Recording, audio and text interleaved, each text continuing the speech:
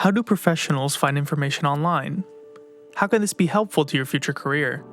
Here we have advice from professors to help you find reliable information. I know defines digital information literacy as the ability to find, evaluate, create and communicate information effectively and responsibly using the appropriate technology.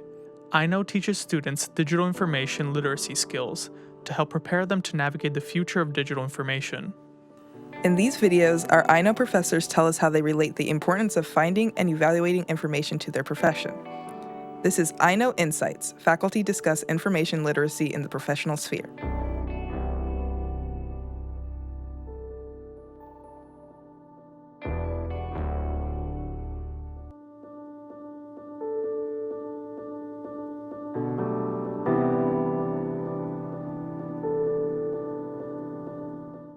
So in the creative process, when graphic designers are preparing projects for clients or whatever, they typically are required to do some sort of research, typically to understand the market that they're designing for, how they're going to meet the goals of the client. And so finding reliable information as part of that process is kind of critical to their final outcomes.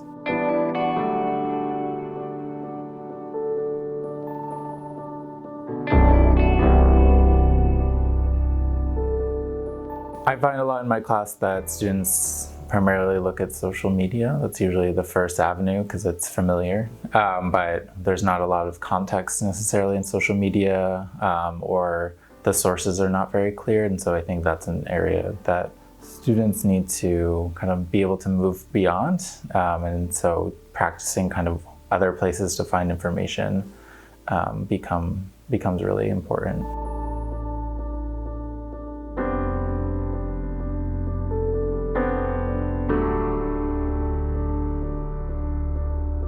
I think one of the issues typically is kind of like search literacy. Again, students kind of tend to gravitate towards the platforms that they feel comfortable with, but when it comes to searching like a library website or using Google more efficiently, I find that students often feel lost and don't necessarily get the results that they're looking for.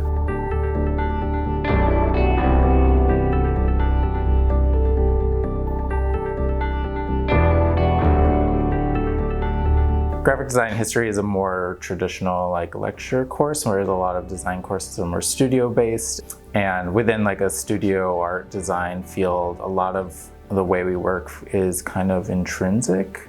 It's just my creative idea that I'm going to put down on paper, and it is trying to meet some sort of objective because typically you have a client, whether that's within the classroom or outside of it. It made a lot of sense in the history course because you could say we're doing a research paper and you have to hit these objectives, which is finding these 5 sources that are reliable. Pushing it kind of further out, and where I think again students are less comfortable in the research in a way that kind of yields a visual result, making sure that they are researching their clients, researching their target market, researching competitors, and all the visual kind of components that are tied with those things, so that when they are going ahead and making their own design, they are making really informed decisions about the visual pieces that they're building. And that only strengthens their ability to produce a visual logo or website or whatever that is unique and competitive, but also allows them to speak to potential clients or employers or their teams about their decision-making process, which if you've kind of all just kind of kept it to yourself, or you haven't a lot of information to back it up,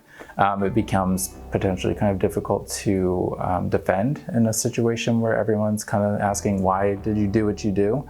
But if you have this basis for really good research, then those answers should be easy, and you're probably hopefully going to be more successful, as everyone will hopefully understand kind of where you're coming from.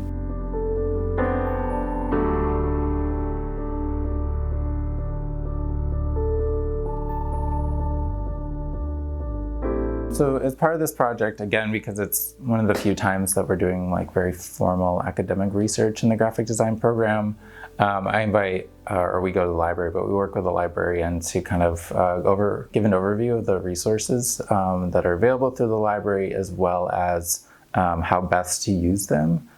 We even talk, I think what Derek has done is even talk about how to kind of use Google a little bit better, using some of the keyword functions and like the other punctuation things that help kind of refine the searches.